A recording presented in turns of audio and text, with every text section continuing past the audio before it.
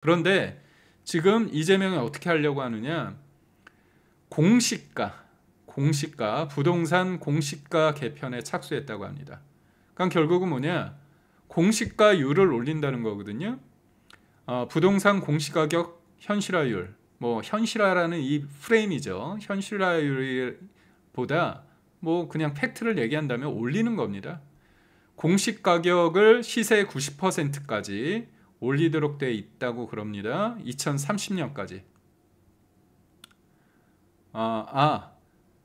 문재인 정부의 공시가격 현실화 로드맵에 따르면 정부는 2030년까지 공시가격을 시세의 90%까지 올리도록 돼 있다고 하는데, 요것을 하겠다는 겁니다. 근데 이제 이게 여러 가지 공시가율을 올리게 되면, 이 공시가격을 올리게 되면 어떻게 되느냐, 보유세도 오르는 겁니다. 보유세, 재산세, 종합부동산세 등 보유세 부담이 자동으로 늘어난다는 겁니다. 그러니까 공시가의 현실화율이라는 것은 공시가격이 실제 시세에 얼마나 반영되어지는 걸 보여주는 지표인데, 현실화율이 오르면 재산세와 종합부동산세, 종부세가, 이런 종부세, 보유세, 재산세와 종부세 같은 보유세 부담도 자동으로 늘어난다는 거죠. 그러니까 결국 이재명이 원하는 게 뭡니까?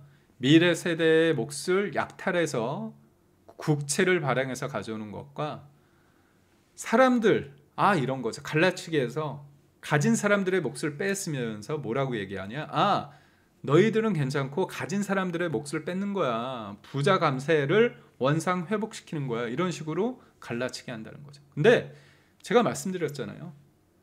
세상은 복잡하고 다 연결되어 있습니다. 부자들에 의해서 가진 사람들의 몫을 뺏는다는 건 뭐냐? 그 사람이 세금을 땅 파서 내겠습니까? 부자인 사람들이 다 연동되어 있습니다. 그게 월세와 전세에도 영향을 줄 수밖에 없습니다. 그게 세금이 일정 부분 전가가 되는 거거든요. 그거는 문재인 정부 때 수없이 우리가 겪어온 겁니다.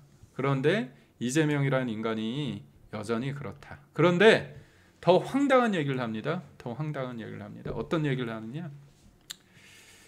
2차 내수 활성화가 더 필요하다, 이런 얘기를 합니다. 소비 회복 움직임이 멈추지 않도록 해야 한다. 민생 회복 소비 쿠폰의 효과가 조금씩 나타난다, 이런 얘기를 했습니다. 이게 무슨 얘기냐? 잘 보십시오. 소비 회복 움직임이 멈추지 않도록 해야 된다. 내수 활성화가 필요하다. 민생 회복 소비 쿠폰의 효과가 나오고 있다. 결국 돈 더 뿌려야겠다, 그 얘기입니다. 사실상 2차 소비 쿠폰을 시사한 거죠. 근데 더 웃기죠. 황당한 게, 자기가 자기 돈도 아니면서 뿌려 막 나눠줘. 그러면서 뭐라고 얘기합니까? 씨 뿌릴 씨앗이 없대.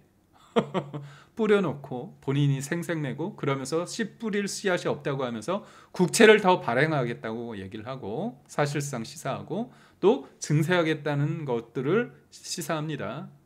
차곡차곡 준비를 하고 있습니다. 그러면서 또 소비 쿠폰을 뿌린다는 겁니다. 황당하죠. 이게 뭡니까? 참 황당합니다. 마지막으로, 이념에 경도된 리더가 나라를 얼마나 망치는지 제가 말씀드리겠습니다. 이재명이 온실가스 감축, 중요하죠.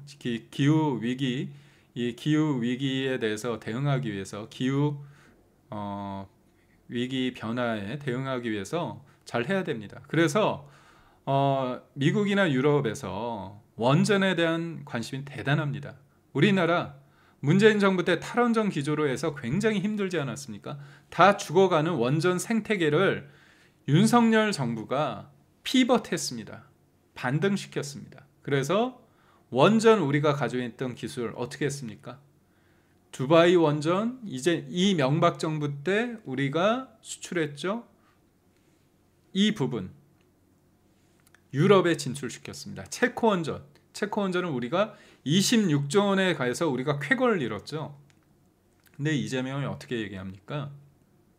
문재인은 탈원전, 이재명은 감원전. 여러분, 감원전이 뭐냐?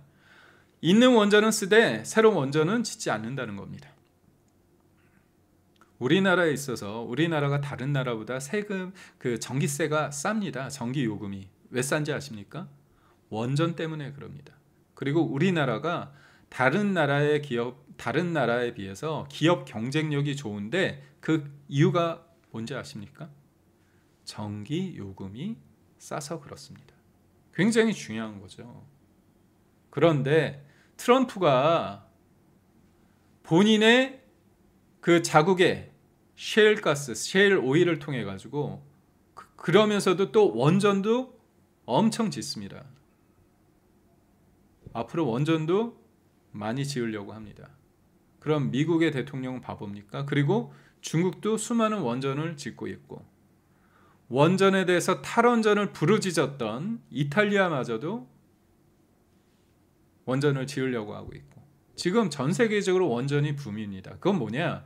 온실가스를 줄이기 위해서 할 수 있는 게 가장 현실적인 접근법이 원전이란 거에 대해서 사회적 공감대가 있는데 문재인이란 사람과 이재명이란 사람이 가지는 이 편협한 사고로 인해서 온실가스를 줄이기 위해서 원전에 대해서 인정할 건 인정해야 되는데 그게 아니라 재생에너지를 하겠답니다. 우리나라는 사계절이 있는 나라입니다.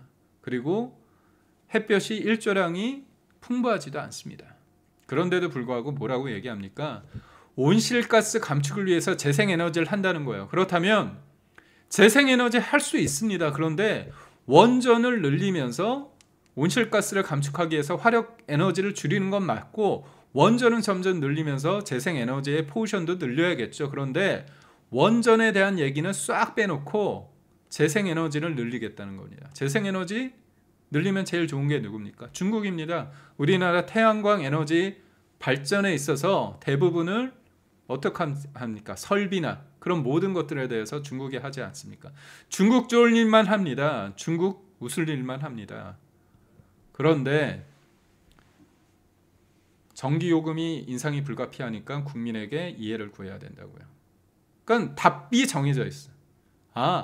우리는 원전 관련해서 안 하겠고 화력은 없애겠고 재생에너지는 늘리겠고 국민들은 내가 이렇게 얘기했으니까 그냥 들어야겠고 아니 국민들이 이해가 안 되는데 너가 뭔데? 응?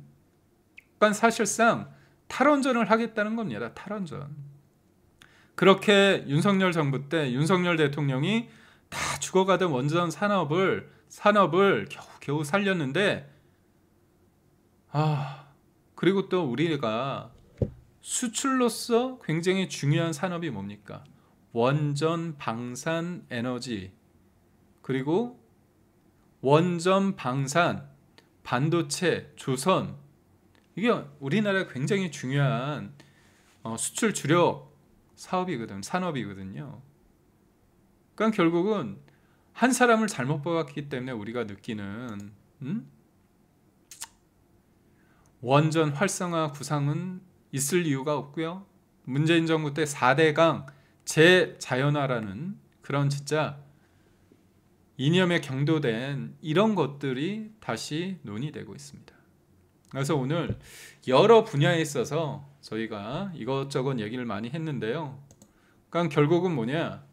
이재명이라는 사람이 지금 한 2달여 대한민국을 사실상 제가 볼 때는 지배하고 있다고 표현하는 게 맞죠. 지배하고 있는 과정 속에서 우쭐우쭐 하는 거예요. 그래서 처음에는 중도 코스프레를 좀 하고 국민을 통합하는 척 쇼쇼쇼 척척척을 했는데 지금 더 이상 할 필요는 없겠다. 보아하니 힘으로 누를 수 있겠다.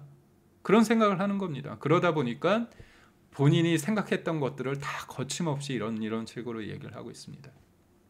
자기 편 사람들을 인사에 다 꽂아놓고 정교조 출신의 교육부 장관, 민변 출신의 여가부 장관, 민노총 출신의 고용노동부 장관 그리고 주요 공직에 자기의 변호인들을 다 쑤셔 넣고 있는 이런 상황 참 황당할 수밖에 없고요.